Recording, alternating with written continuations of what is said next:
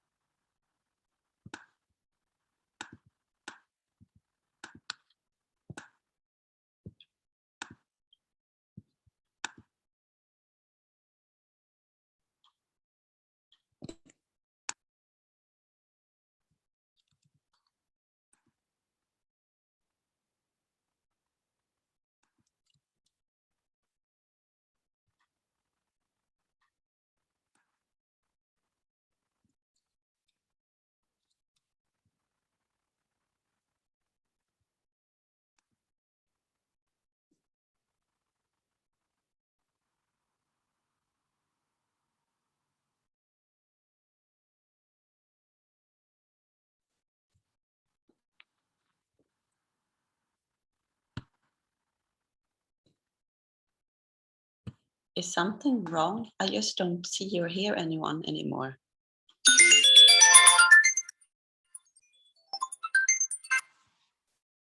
Oh yeah, you're back. Yeah, I'm back. So, sorry, I have Hedva here on the phone. Hedva? Yeah. Yes, have you received an email? Let's see here, because the thing is we have started.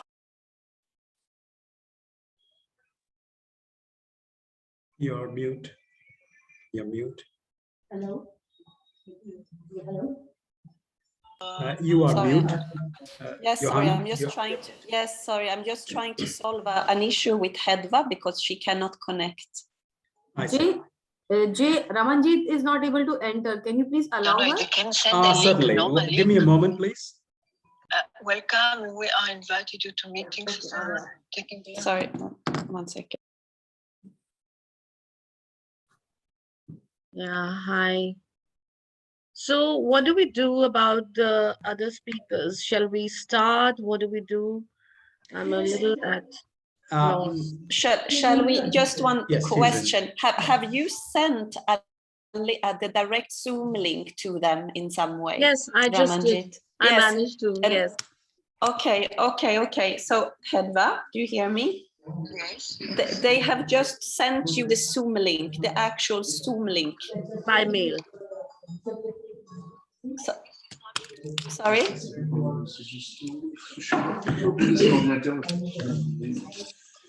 C'est super compliqué, quoi. Okay. I don't know what, I cannot do anything now. I don't know what to do.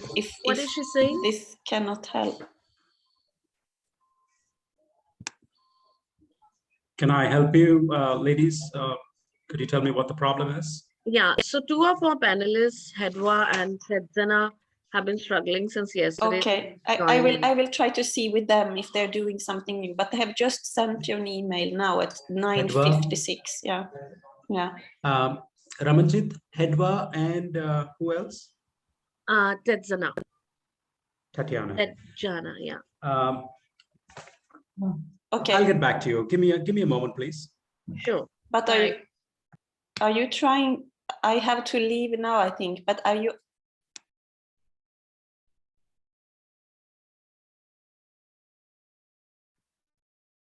I don't. Hello. Maybe we should start. Yes. Maybe I think we should get going. Maybe we should start and. Yes. Yeah, maybe Absolutely. someone from the team can help them out, please. Yes, I'm sure they are looking into it. So here's what we will do. Let's get started in the interest of time, so that we Right. don't hold up both yourselves as well as those who are participating here, watching you, and hoping to listen to this conversation. And as and when the others join, they can certainly join in. So Right. let me repeat myself here. Hello and welcome to the Global Digital Annual Women's Economic Forum 2021. It gives me great pleasure to introduce all of you, both the panelists as well as the audience who are joining us, to this session on sustainability through arts, taking a structured route. We have with us today Ramanjit Kaur as moderator. Welcome, Ramanjit. I've got a complex name here. Johanna, please excuse me if I make a pronunciation error. It's Johanna Kuzmin Karaviev. Did I get that right? Karavayev, it's great. Thank you. Karaviev. She's a director, IFA Laboratory. I'm sorry, Ramanjit Kaur is theater, film actor, and director. Johanna Kuzmin Karaviev is director, IFA Laboratory. Reena Dewan, director at KCC. Hedwa Ser, Goodwill Ambassador, UNESCO Goodwill Ambassador for Culture Diplomacy. Tatiana Crystal Bauer, President, Founder, Cultural Co-Promoter, Art Scientist at ACD Agency for Cultural Diplomacy. Welcome to all of you. Thank you. Here's an FYI. This event, this particular session is 1 hour long. We start at 2:30, which we try to do, goes on till 3:30 p.m. Indian Standard Time. I will come in again 10 minutes before close to give you a heads up that you have 5 minutes to wrap up, and then we can close the session at that point in time. So I will be muting myself and my video as well. So have a great conversation. I look forward to hearing what you have to say. And welcome to everybody else here joining us today. Thank you. Thank you, Jay, and a warm welcome and a very good afternoon all the way from India. Thank you, Women Economic Forum, for hosting this session, which is very crucial for all of us. And yesterday we met and we realized that all of us are very passionate about this topic. I congratulate Harbeen Arora for doing this phenomenal work of creating so many international networks and getting so many women and men together for taking the arts initiatives, arts economy, and cultural strategies forward, which will impact the world in a big way in the next decade. So many congratulations to Harbeen and the team. My heartfelt thanks to Beena Unnikrishnan for being my partner in crime, co-curating the session with me.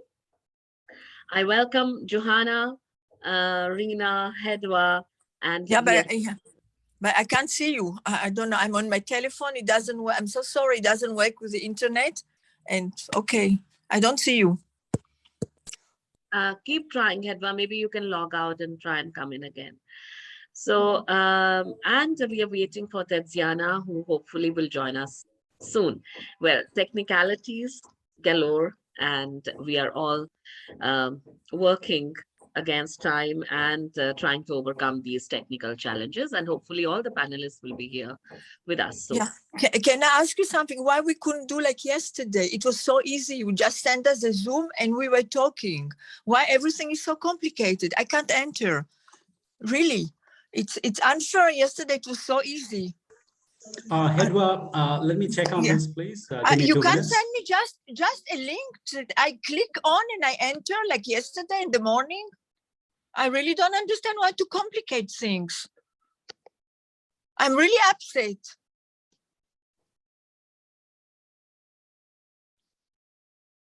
Hedva, have you tried your email? I tried to send I you tried one. my email, just send me a link like yesterday. I had a link, I entered, and that's it, as I'm doing with all the Zooms. I have no clue. Let the organizers look into it. So in the meantime, can we get the session going, Hedva, with When you do it, will be okay. Yeah, okay, yeah, do it. and I'm sure Jay and someone from Women Economic Forum will look into getting you in with the video and everything.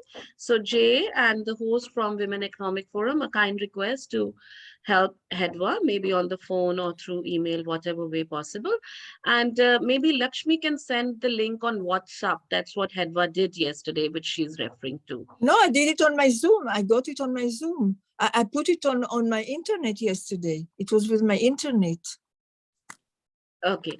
Well, Jay, I'm sure you're listening to it and you can look into it. Welcome, Tatiana. I'm very happy that you could make it here. Jay has given a lovely brief introduction to all of us and our work. So let's get down to the topic without much ado. The topic here today is sustainability through arts, taking a structured route. We in Women Indian Chamber of Commerce and Industry, and I as the National Vice President, Arts Leadership Council, Reena is also the President of West Bengal Council.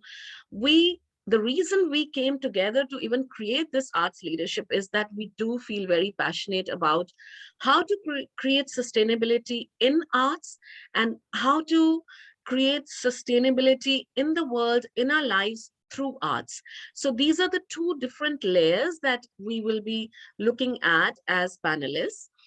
I would like to start with Johanna, who joins us from Belgium.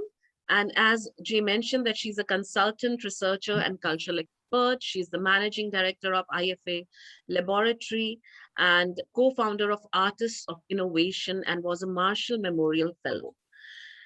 Johanna, my first question is for you.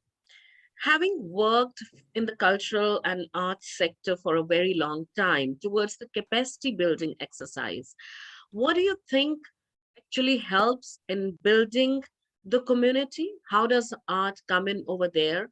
And that too in a more sustainable way. What is the structured route that you have taken where you've been able to manage it in past few years to do this kind of development in a structured and consistent manner? Over to you. You could share a little bit about your work and then take up this question in the larger perspective also. Sure. Thank you so much, Ramanjit, and thank you for inviting me to share my thoughts at this session. Well, it's a very big topic, and I'm afraid that there is, and the issue is obviously that there is no solution yet on this topic, but I'm very positive that we will get there and we can get there if we collaborate about it.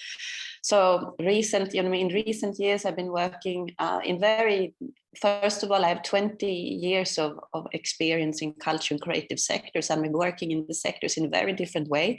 From the very start, actually, as a comedian and actor, I'm a trained stage actor. So that was a long time ago now.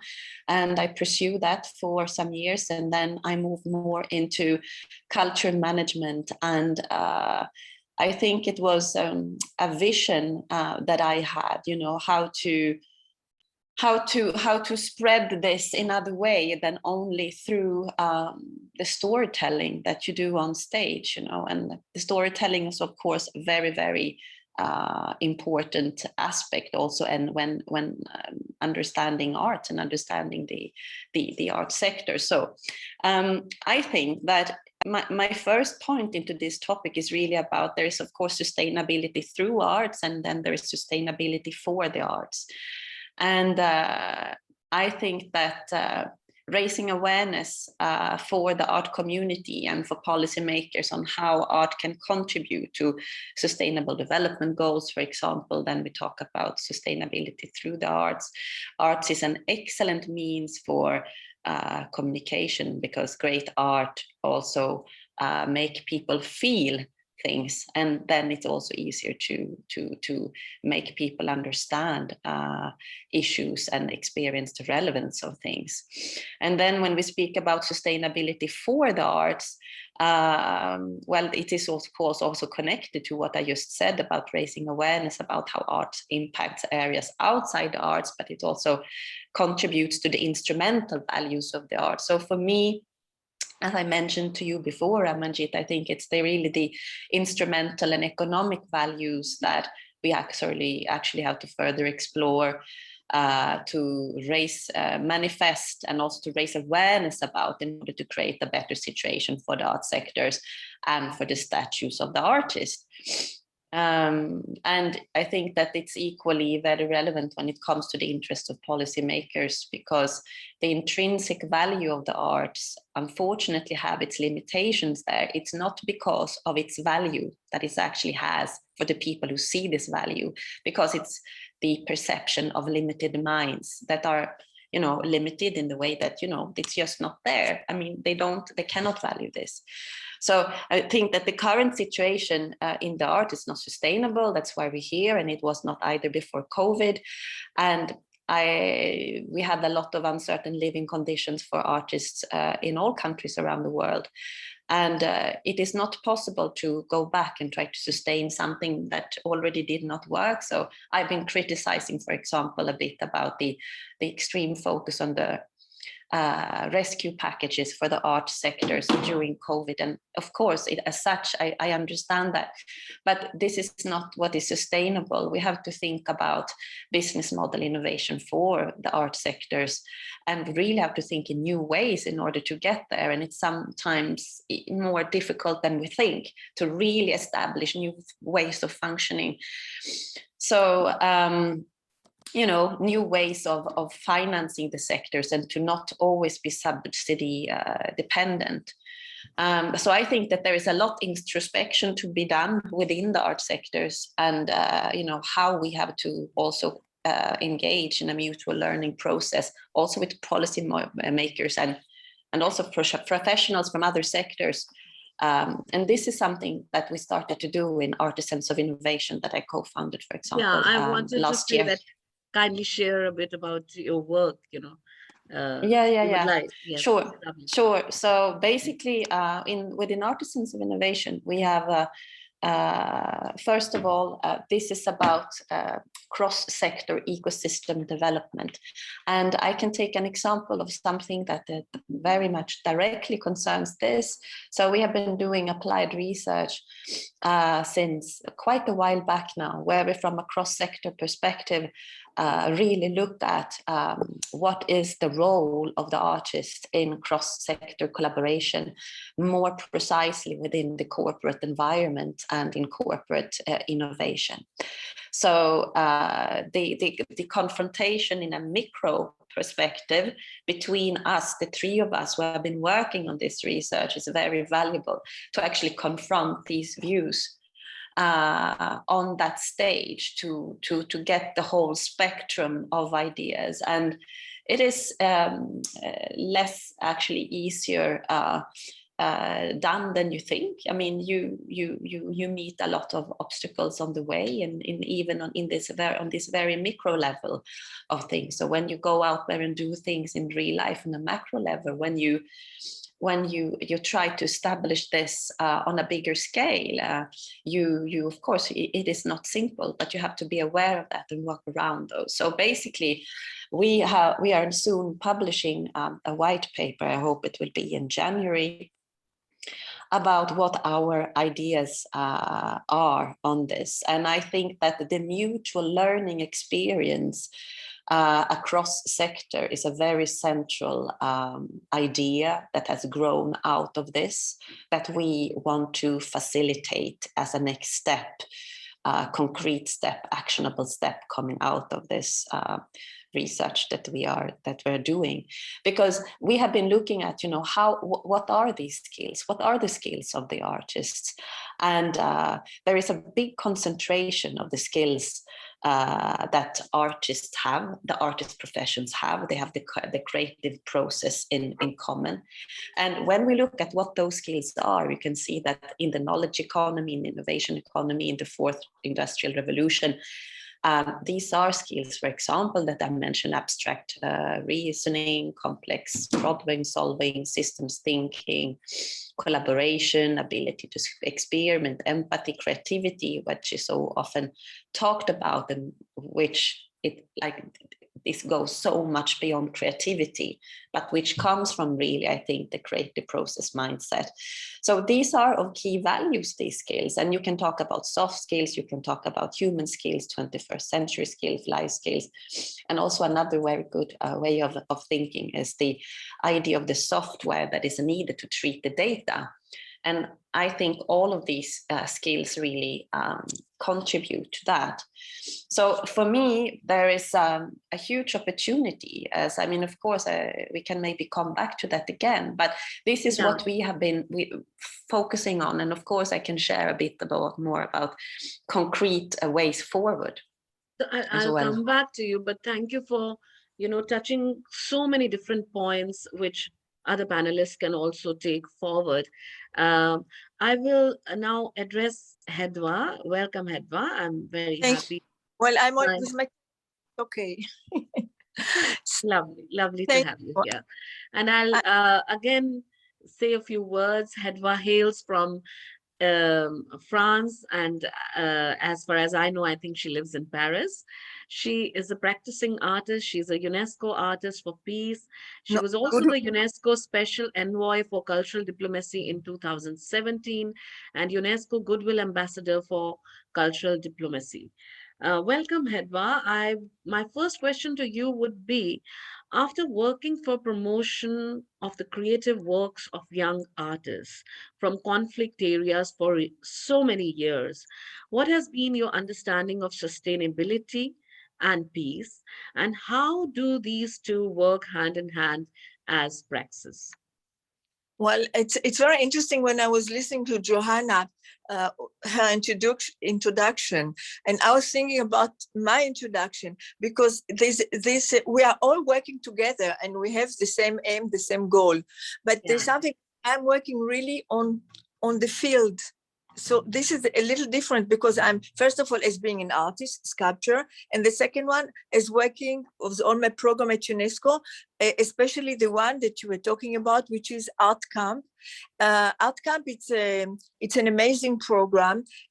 We are working with artists that coming. They're not only young, they're artists. They were choosing all artists from very young until 70, 75, there's no limits, because they are, first of all, they should be an artist, the no limit, and the knowledge and the quality. And these artists, that almost most of them coming from a country of conflict. You can see how they're building bridges, because in the morning they are working together in the same table, in the same place, they're exchanging with each other. Conflict that they had at home are disappearing because the language here, it's art, it's creation.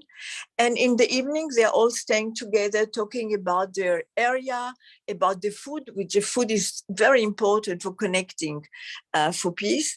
And they're all cooking together, working together.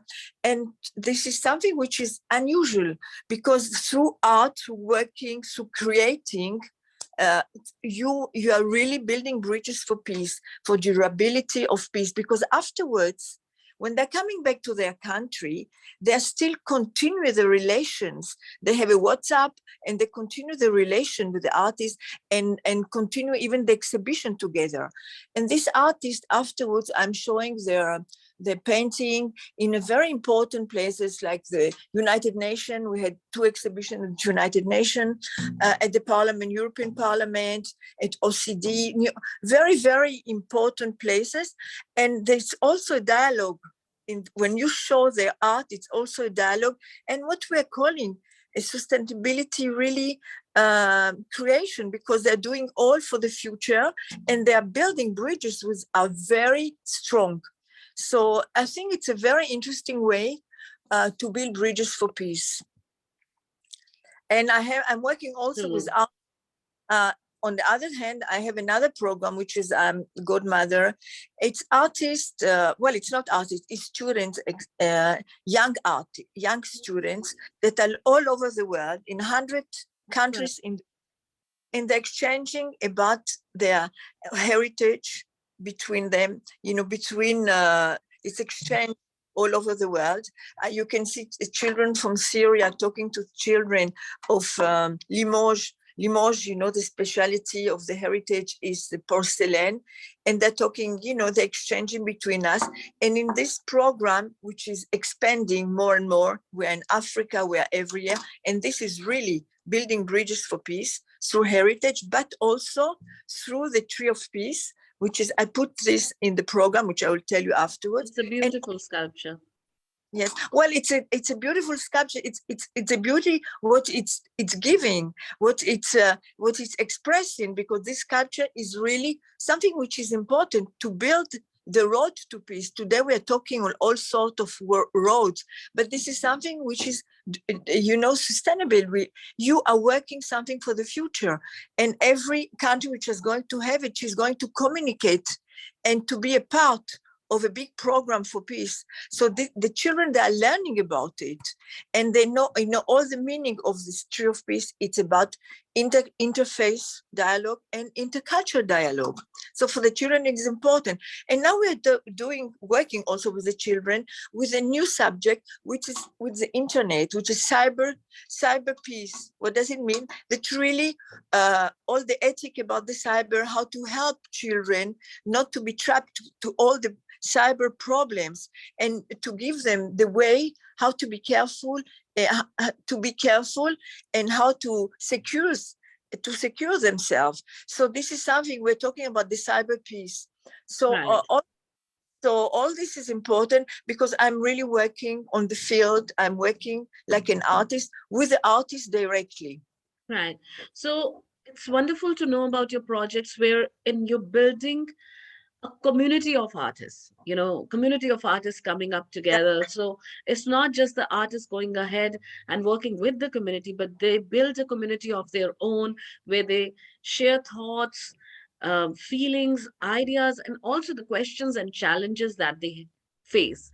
And Yeah. your thoughts about internet and other things, that is technology entering our lives to look at sustainability or becoming a tool for sustainability, is something that resonates with what Johanna brought forward.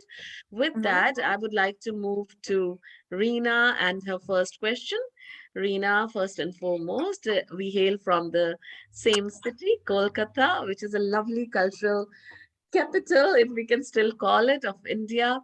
And she is a dear friend who is the director of Kolkata Center for Creativity, and she's the president of West Bengal Arts Council of Women Indian Chamber of Commerce and Industry Arts Leadership Council, as I already mentioned. She's also a board member of ICOM Intercom and a practicing artist. Reena, you shared quite a lot about your work in our private meeting yesterday together. Tell us what led you to work on social inclusion using arts for the development of marginalized and differently abled communities, empowering them through self-expression, and what has been your experience like, so that with that, we're looking at sustainability in different areas, different communities, and different sectors. Over to you. Thank you so much, Raman. Thank you, everyone. It's lovely to be and hearing my co-panelists. So I would like to actually take the conversation to the contextualization of the location we are in, which is South Asia and Africa, because these are the countries that are highly populated when it comes to population vis-a-vis Europe and West. And we also have a kind of a practice to follow traditional practices which were more sustainable than our living today in the urban spaces. Similarly, when we look at our infrastructure also, there's a whole lot of difference, because in our country and so in the many of the South Asia countries, the infrastructure is not good enough to enable people with different abilities to be able to live their life comfortably. So of course, my journey in social inclusion started with a very personal experience that I had with my mother, who was suffering with Alzheimer's. And when I went with her to the museums and cultural centers, because that's what I was recommended, I felt how uninclusive we were, not only in our infrastructure, but our understanding of different abilities of people. So from there, I started working on social inclusion. It's a very personal space for me. And when I started working, I also realized that the whole understanding is missing, that art is not just a tool which you can hang on the wall for decoration, but it's a tool for self-expression, empowerment, and a lot can happen over the intercultural exchange also through arts, which is much more dynamic and much more easy. Or it's so easy to sit across and talk about art while you're talking about your difference in the cultures also.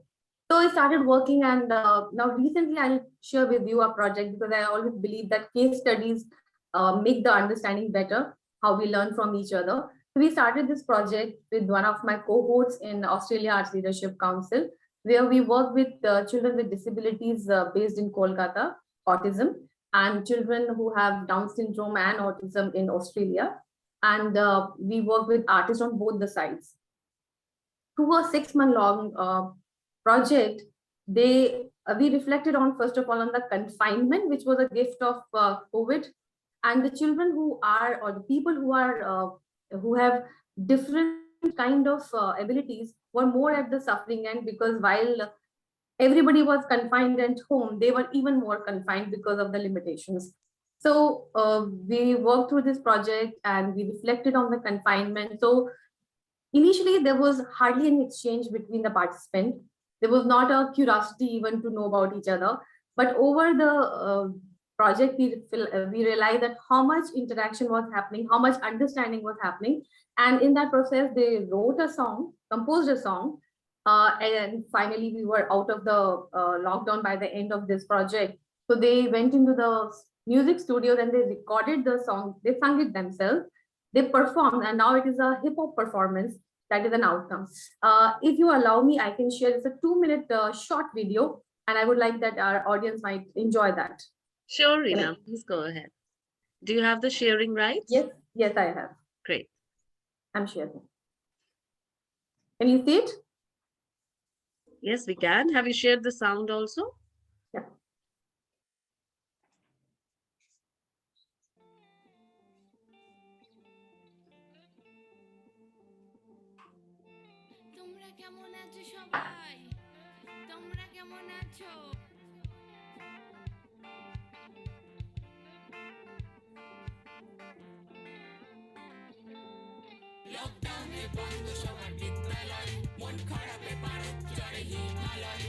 Safe and warm with friends and fam.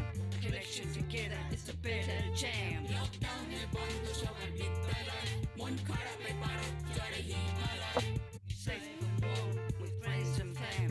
Connection together, it's a better jam. We used to dance together. I felt free. I miss having fun with my family. Can't be anyone has been easy. Isolation, lonely, quarantine. My friends are the best thing I ever had. I can't meet them right now, my bad. But we're happy everywhere. I don't want to stay locked in, but I see the light. Lockdown e bando shobar bidyalay. Mon kharab e paro chade himalay. Safe and warm with friends and fam. Connection together, it's a better jam. বন্ধুদের এখন দেখি অনলাইনে বাড়িতে থেকে পড়াশোনা করি Hearing new languages makes me very happy. When I come back to school, I dance. And when it's safe, hang on the weekend spends. Do lunch and watch a movie. Lockdown e bando shobar bidyalay. Mon kharab e paro chade himalay. Safe and warm with friends and fam. Connection together, it's a better jam. আসবে বসন্ত সরস্বতী পুজো That's my favorite season. Spring is true, bro. I want to get out and bust a move. There's a movement, music, and the space too. When we're with our friends, we feel the love, it shines. It's time to fight. I know the rest of my life, they will be here with me by my side. Don't worry, everything will be alright. I want everyone to be included in us in Melbourne, Kolkata, and বিশ্ববিদ্যালয় মন খারাপে বারুদ চড়ে Himalaya Safe and warm with friends and fam. Connection together is a better jam. লকডাউনে বন্ধ সবার বিদ্যালয় মন খারাপে বারুদ চড়ে Himalaya Safe and warm with friends and fam. Connection together is a better jam. I feel very happy. Connected. Groove to hear the Buster move. Cold color. Pump up the jam.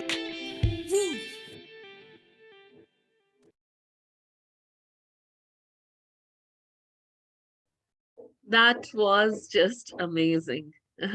Thank you for sharing that, Reena. And with that, if it's okay, can I move to Tatyana, and then I can always come back to you. Welcome, Tatyana, and we're looking forward to hearing from you. I'll quickly also read, a brief about your work, which is right here in front of me. Tatyana Crystal Bayer is a sociologist, intercultural pedagogue, dance, fine artist, with a master's degree in sociology. She's the founder and president of Agency for Cultural Diplomacy, that is ACD. Tatyana, let's start with your work with ACD. Being the founder of ACD and a researcher and teacher working in cultural diplomacy, what do you think could be implemented as praxis in the field? How could you sustain them, and what more can be done for sustainability? Hello, thank you for kind introduction. I will try to make a meaningful response to your questions. Let's start with the ACD work. Actually, as art scientist, as I perceive myself in my practical work and academic work, I needed more space rather than my work at the government of the Lower Austria, which was for almost 3 decades. I needed more creative space for really having opportunity for myself, and also sharing opportunity with others to communicate and to create in some more freely way. Because in my understanding of cultural diplomacy and intercultural relations,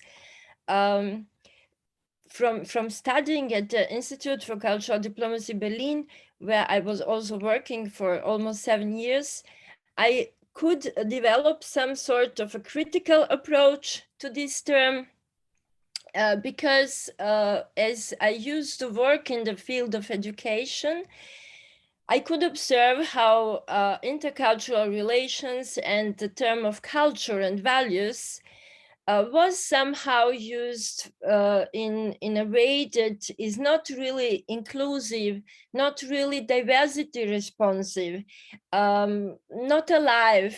And I learned to also observe critical aspects of such a promotion of traditions and cultures and national interest in a way that is not opening to diverse world, and which is only competitive.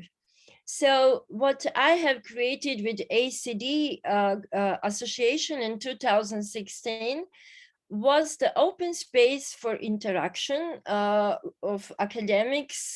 Our team are academics, professionals who are interested in and also active in the field of cultural diplomacy through art-based activities, also specifics in law and human rights.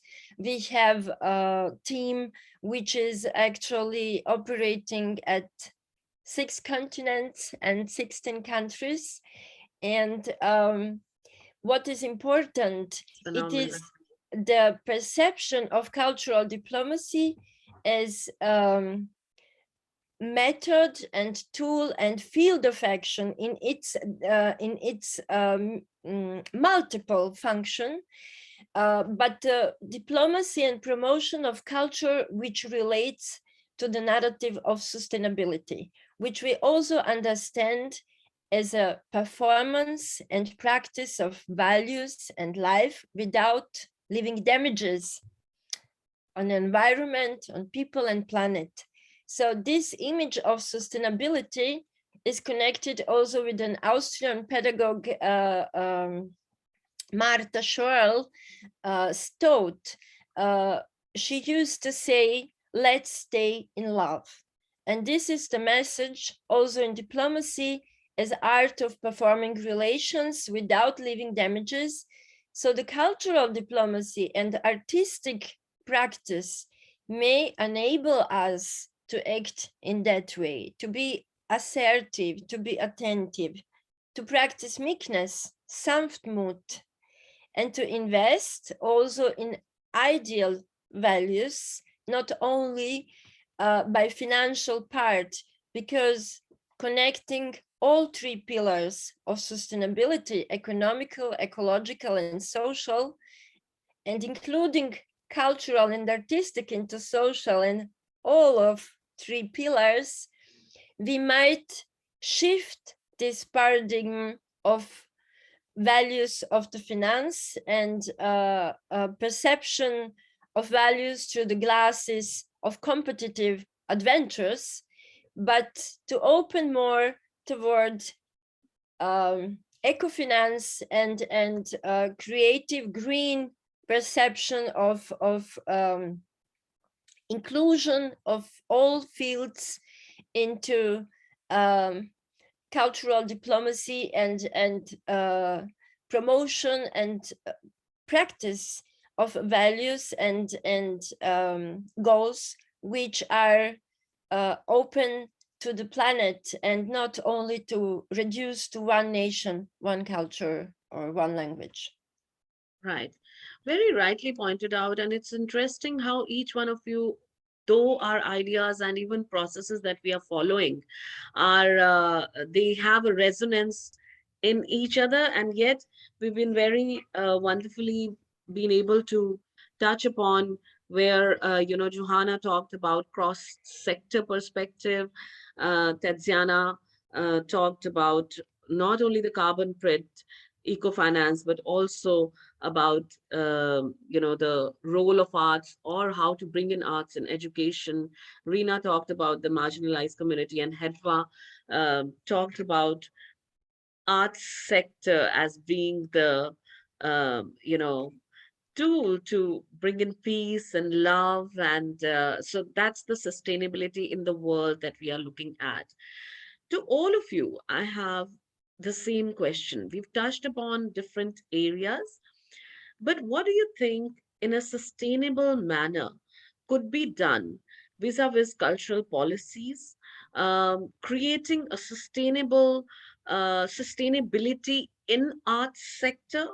What role can governments and corporates play in creating that? And what role can community play? Because we talk a lot as artists or as the arts community, giving a lot to the public sector, to the masses. But what role can community play? So these are many questions rolled into one, and you can touch upon all or any one of those topics. What should the masses do? My question also, taking a resonance from Tanzana, how about if we start the involvement of arts from a very nascent stage and it becomes a part and parcel of our lives? Yesterday we were talking about, and most of us are working towards making arts as a lifestyle. So once it's a part of our lifestyle, all of us world over are working for it, with it, in it, and also looking at the economy of it. So yeah, anyone can start. Maybe we'll start with Hedwa this time. Hedwa, what do you think? How do you look at sustainability in arts sector, and what roles can various agencies of government, corporates, community can do to make it happen? And we all have a couple of minutes each.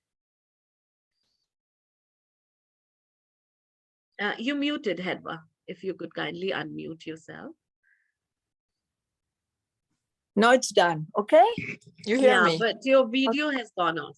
Did you close your video while unmuting? Oh. No problem. Just okay. Now it's okay. Yeah. Okay. We can see you and we can hear you. Yeah. Fantastic. Thank you so much. So just to tell you that the government and the community, they have a very big role to play in this subject. First of all, they have to help. It can go through ministry and budget. They have to help really out in all the fields. So I'm talking about most of plastic art, but I'm also working I'm telling you an example. During the COVID, we were UNESCO launched a very important program, which is Resilient Art. And it helped absolutely.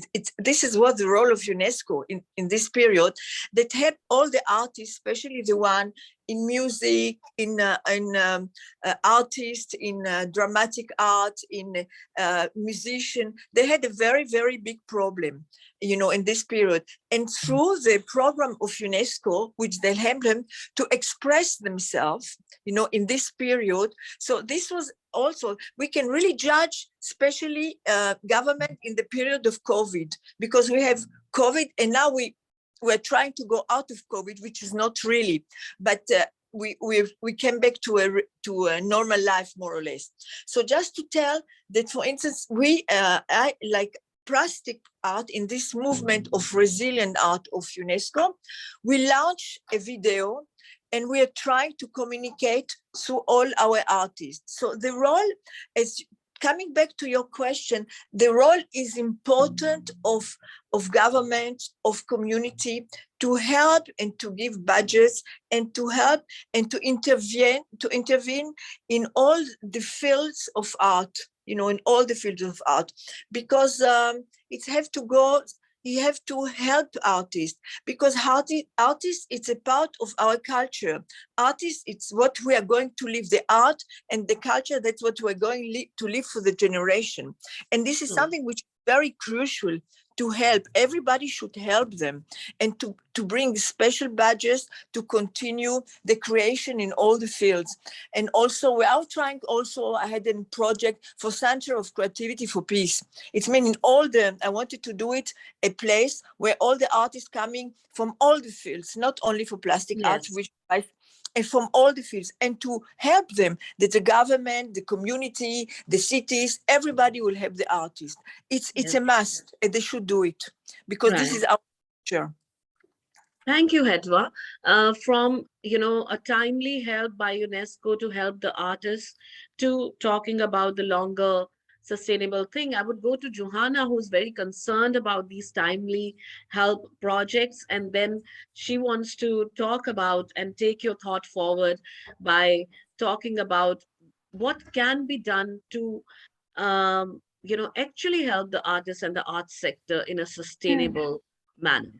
But I think the first thing maybe we have to clarify is that why are we doing this? Why are we interacting? May I request the team to take away the spotlight, because now Johanna is talking. Thank you so much. Yeah, Johanna, over to you. Yes. So what I'm thinking is that I think a very important question is to answer to why are we doing this together? What is the added value? What is the added value of having an interaction with one another across sectors, across communities, across community and policymakers? And that meeting is, of course, not an evident one either. It has to be facilitated. It has to be structured. It is not an easy task. And I think that as for the kind of practice that I was talking about before, how there's so much needed for the art sector to be more self-standing and independent, and also be more valued in other ways from a broader audience, and thus find is more integral role in the society, in the economy. So, there is, of course, arts education and training that has to be rethought. It's not only the entrepreneurial and the digital parts, it's about also understanding what are our skills and how can they be useful in other contexts. And, there are so many kinds of meeting and mutual learning experience that can happen not only on educational level through pilot programs and projects that can be created there, but also in business hubs and in business organizations, you know, with staff that are competent, having the overview of the different sectors, being able to enable the right meetings between professionals from different sectors. Yeah, so this is really important things, and of course it's very important to create policies and instruments that support these kind of actions on educational level, in professional life and long life, career learning. We're in the middle of it, so how can we plug this in all stages of life? And I'm also thinking that, you know, we are saying so many good things here today, and I'm like, how can we contribute in what good ways? And I was working now as a rapporteur for an event that possibly be postponed for next year. It's the Manila Resiliart SDG Festival and Forum.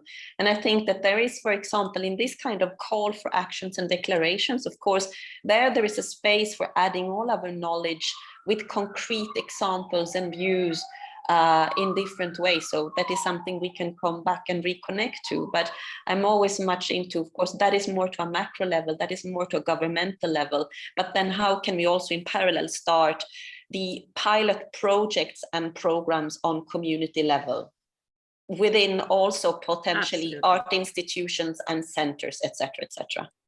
Can I just add something? Hedva, no, to the Manila, because I'm to you. Could we hear what? Sure. Okay. Sure. I don't hear. Please go. No, don't hear. No, I just wanted to add, because can you hear me now? What is interesting, you know, what Johanna said now, she was talking about the Manila process, which I'm a part also of this. And I'm working long time with Victor, which is the president of SSCC, South-South Cooperation, which I'm on the board, and we are working about the same program. I couldn't come, unfortunately, because of the COVID. But on this program, on this issue, exactly, we made the first time outcome. My program was executed. It was performed for the first time for all the artists. For the artists in this sector for plastic art. So it's the first time we did this program of my pro in Manila. So it's something very interesting. Wonderful. That, you know, because we are dialoguing, for instance, the job, you know, it's more we are really on the earth. We are really doing, so it's interesting, the dialogue between her and me, because all the global, the idea, and we are really on the, you know, on the, project. We are doing many congratulations on that. It's more concrete. So therefore, it's very interesting, this dialogue, become concrete, you know, and her ideas and her presentation. Absolutely. Thank you for sharing that, Hedva, and many congratulations on the project. Over to you, Tatyana. What do you think, talking about education, how do you think bringing arts into education, and at what age will give more sustainability to the arts economy by involving the community from a very young age? Or what are the different steps that can be taken? Yes, thank you. As I have worked with various ages, groups of people starting from kindergarten to academics and golden stage up to 80. So I think art, as Johanna and also Rina have mentioned before, have some sort of being a part of life, because referring to Professor Hawkins, who actually invented the term creative economy and creative ecology through his principles, thinking through this prism, we can say that everyone is creative, But the second principle is that the creativity needs a space. And third is creativity needs a market. This is this ecological aspect in this economy and ecology. What I want to say, if everyone is creative, this creativity does not always refers to art. If we perceive art as a product, as production, as something for the market, but if we are perceiving art as a space for expression, which also as a tool to find some sort of existence of also professional stage to work on issues of life, this can be very efficiently used for economic development at individual and collective level.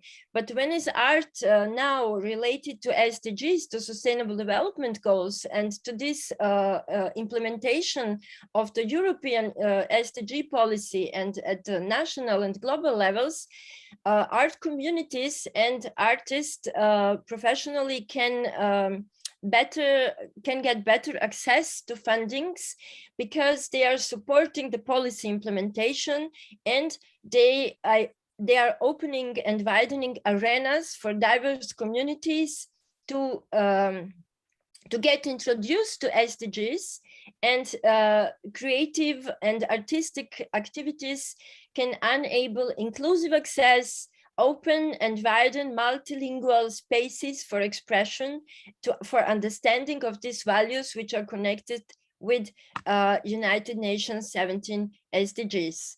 And what we are all investing in the art are these ideal resources, which needs to be more evaluated and considered also on the political stage. Thank you. Thank you for bringing that forward, Tatyana. And with that, I come to Reena.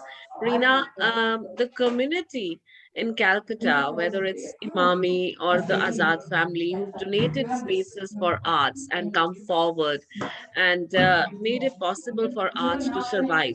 What do you have to say to that, where they become almost participants in taking arts forward? And with that, Jay gives us a cue that we are coming to the end of the we have just one more minute for you guys to wrap up. I think we have 5 for, it finishes at 30.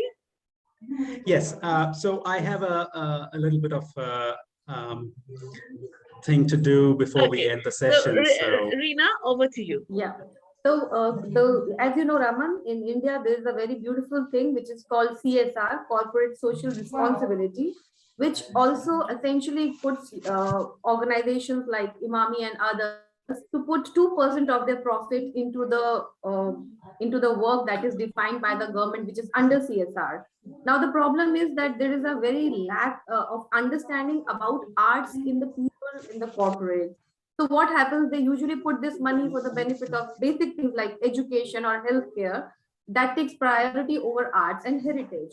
And companies like Imami, they have really understood the value of art, which is very rare, and not every organization is into it.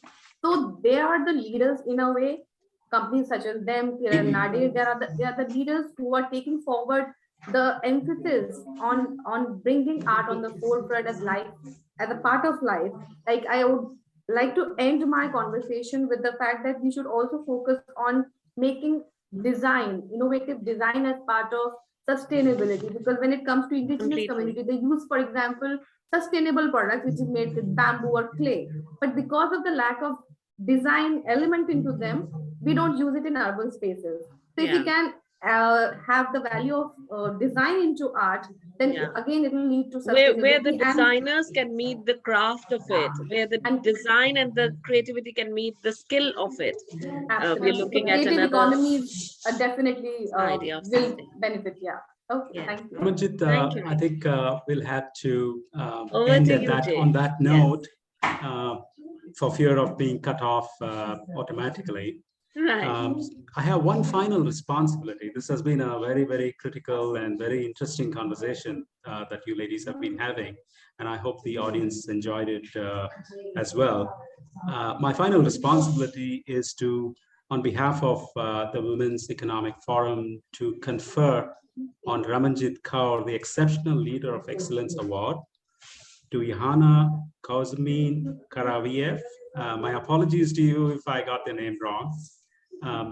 To confer the Award of Exceptional Leader of Excellence to you, to Rina Dewan, Exceptional Leader of Excellence Award, to Hedva Sir, the Exceptional Leader of Excellence Award, to Tatiana Crystal Bauer, the Exceptional Leader of Excellence. It's certainly a tongue twister, so I'm trying my best to get it right. So once again, thank you very much to all of you for participating in this very interesting conversation that you've had today. We hope you have a very good day for the rest of the day and the year ahead, and safe holidays.